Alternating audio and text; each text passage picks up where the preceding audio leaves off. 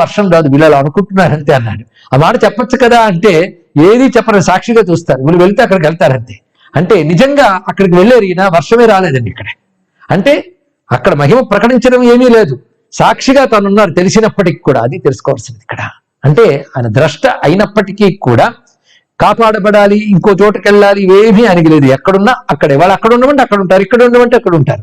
అందుకే యోగులు ఇది మంచి చోటు అది చెడ్డ చోటు అనే భేదం వాళ్ళకు ఉందండి. వారి ద్వంద్వాతీత స్థితికి ఇది ఒక ఉదాహరణ. అంతేకాదు వారి పర్యటనలో జరిగిన కొన్ని అద్భుతాలు, అదేవిధంగా వారి ఆశ్రమంలో ఉన్నప్పుడు జరిగిన కొన్ని అద్భుతాలు కొన్నిటిని భద్రపరిచి ఉంచారు, రికార్డుగా చూపించారు. వాటిలో కొన్ని మనం స్మరించుకుందాం. ఒకప్పుడు ఒక పూర్వాచారపరాయణ విప్రుడు తన దేవతార్చన భరిని తీసుకొచ్చి జగద్గురువుల ముందు పెట్టారు. మీరు ఒక్కసారి స్పృశించి ఇస్తే నేను సంతోషిస్తాను, మీరు ఆ మూర్తిని పరిశీలించండి అని. వెంటనే ఆయన చూసి ఒక సాలగ్రామాన్ని బయటికి తీశారు. తీసి 7 రోజుల నుంచి దీన్ని ఉపవాసం ఉంచుతున్నావే అన్నారు.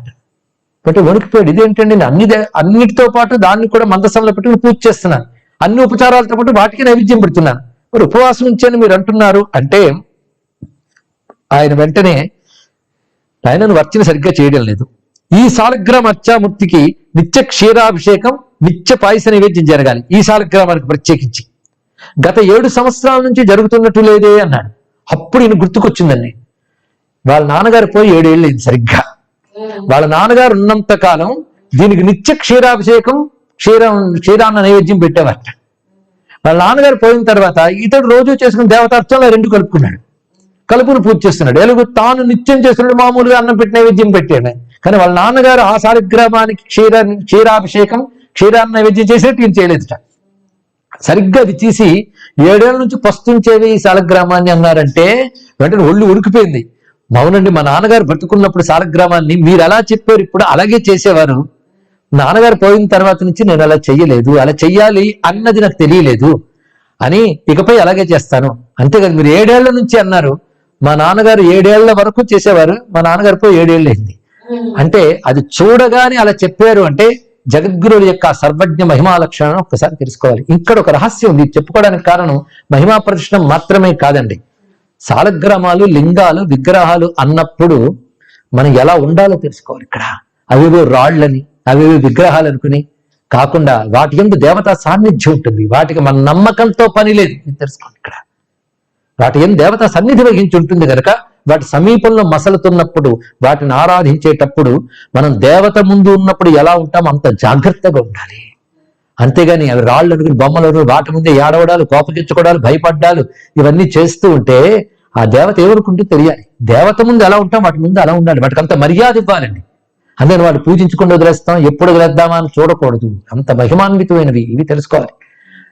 ఇలాంటి ఘట్టాలు ఎన్నో జగద్గురుల జీవితంలో అనేక మంది భక్తులకి ఉపదేశంగా లభిస్తుంటాయి. అందుకే నాయన మీ తండ్రి గారి దేవతార్చనలను మూర్తుల్ని నీ దేవతార్చన మూర్తిని కలిపేసుకున్నాం, ఈ సాలగ్రామ మూర్తికి ప్రత్యేక అర్చన, ప్రత్యేక నైవేద్యం కావాలి, ఇక్కడ నుంచి అలాగే చెయ్యు అని ఆజ్ఞాపించారు. అంతేకాదు ఒకప్పుడు తీర్థం పుచ్చుకోవడానికి అనేక మంది వస్తుంటారు. ఇప్పుడు మనం జగద్గురువుల వద్దకు వెళ్ళినప్పుడు ఆ తీర్థం పుచ్చుకోవడానికి వచ్చే ప్రజ చాలా సమూహంగా వరుసలు కట్టుంటారు. అలా అనేక మంది వస్తున్నారు. అందులో ఒక స్త్రీ తన పిల్లాడితో పాటు వచ్చింది. ఆమె కంఠంలో ఉన్నటువంటి బంగారు గొలుసుపోయింది. ఆమె ఎక్కడో వరుసలో ఇక్కడ చివరుంది.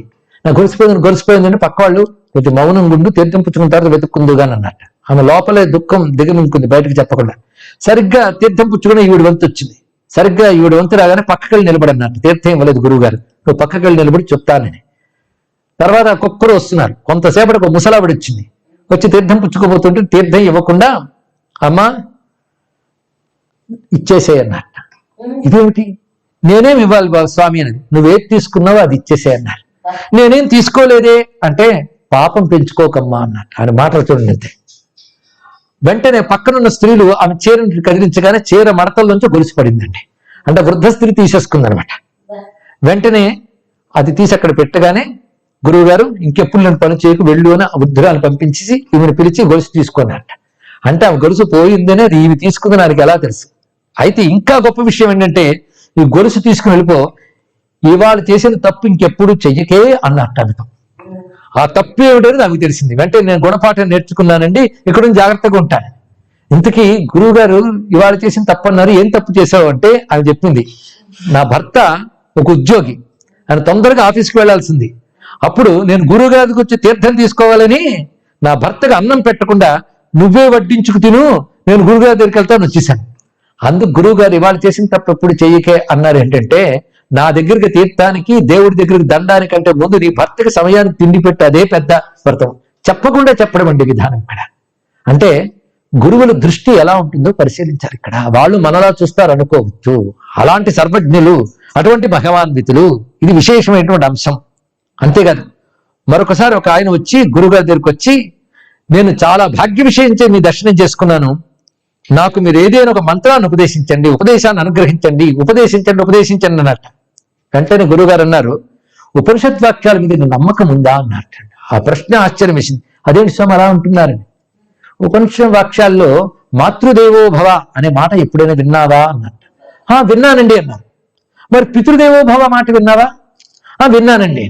మరి ఆచార్య దేవో భవ? అబ్బో అది విన్నానండి. వాటి మీద నమ్మకం ఉందా? ఉందండి.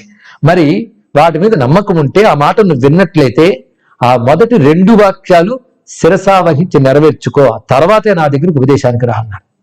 అంటే అతడు తల్లిదండ్రులు సరిగ్గా చూసుకోవట్లేదు, అది ఇక్కడ చెప్పడం. ఇక్కడ తల్లిదండ్రుల్ని సరిగ్గా చూసుకోకుండా నువ్వు ఇక్కడికి రావడం తగదు అని చెప్పే తీరది.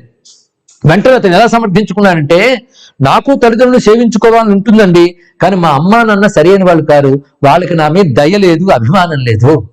అంటే ఉపనిషత్తు ఏం చెప్పింది? అమ్మా నాన్న నీ మీద దయా అభిమానం చూపిస్తే మాతృదేవోభవ పితృదేవోభవ అని చెప్పలేదు కదా. వాళ్ళ దయాభిమానాలు చూపించకపోయినా నువ్వు మాతృదేవోభవ పితృదేవోభవ అని అనాలి కదా. కనుక నువ్వు వాళ్ళలా లేరు అని చెప్పి నువ్వు పితృమూర్తుల్ని ఎలా చూడాలో చూడకపోవడం తప్పు కదా అని ఎంత చక్కగానే చెప్పారు. ఇది తెలుసుకోవాలి. అంతేగా నా తల్లి నాకేం చేసింది, నా తండ్రి నాకేం చేశాడు అనే పుత్రుడికి పుట్టగతులు ఉండవు. ఇది తెలుసుకోవాలి ఇక్కడ. తల్లిదండ్రులు ఎలా ఉన్నా వాళ్ళ పట్ల దైవభావం ఉండాలి, ఇది గురువులు చెప్పారు. వెంటనే లెంపలు వేసుకుని ఉపదేశం అడిగితే ఇది ఉపదేశం, ఇదండి ఉపదేశం. అంతేగాని ఉపదేశం అనగానే మంత్రం చెవులో చెప్తారు అనుకోవద్దు. బతుకుని దిద్దే మాటే ఉపదేశం. గురువులు ఉపదేశం అంటే అది అర్థం ఇక్కడ. అంతేగాని ఇది మహిమల కోసం మంత్రం ఇచ్చేస్తారు, మనం జపం చేసుకుని ఏవో మహిమలు పొందుతాం అనుకోవద్దు. మంచి మార్గంలో నడిపే మాట గురువు చేసే అసలైన ఉపదేశం. ఈ విధంగా ఉపదేశించారు. ఇలాంటి ఎన్ని అద్భుతాలు. ఇవి మహిమలు అంటామా, వాళ్ళ సర్వజ్ఞతకు ఉదాహరణ అంటామా అంటే మహిమ అనొచ్చు, సర్వజ్ఞత అనొచ్చు. అదేవిధంగా ధర్మ నిర్దేశం అనేది ఎలా చేశారో గమనించుకోవాలి. ఇలాంటి అద్భుతాలు ఎన్నో వారి జీవితంలో ఉన్నాయి. వారు పాశ్చాత్యులతో సంభాషించిన ఉన్నాయి, ఇతర మతస్థులతో మాట్లాడిన ఉన్నాయి. ఇతర మతస్థులతో మాట్లాడినప్పుడు కూడా వారి మతాన్ని గౌరవిస్తూ వారి మతం వారు ఇంకా బాగా పాటించాలని నిర్దేశించేవారు. అంతే మీ మతం ఏముంది, మా మతంలో గొప్ప వచ్చేసే మా మతంలోకి అనలేదండి. అది హిందూ గురువుల యొక్క గొప్పతనం, గొప్ప విశేషమైన అంశం. అది హిందూ గురువుల వద్దకు ఒక క్రైస్తవుడు వెళితే వాడు ఉత్తమ క్రైస్తవుడు అవుతాడు, ఒక ముస్లిం వెళితే వాడు ఉత్తమ ముస్లిం అవుతాడు.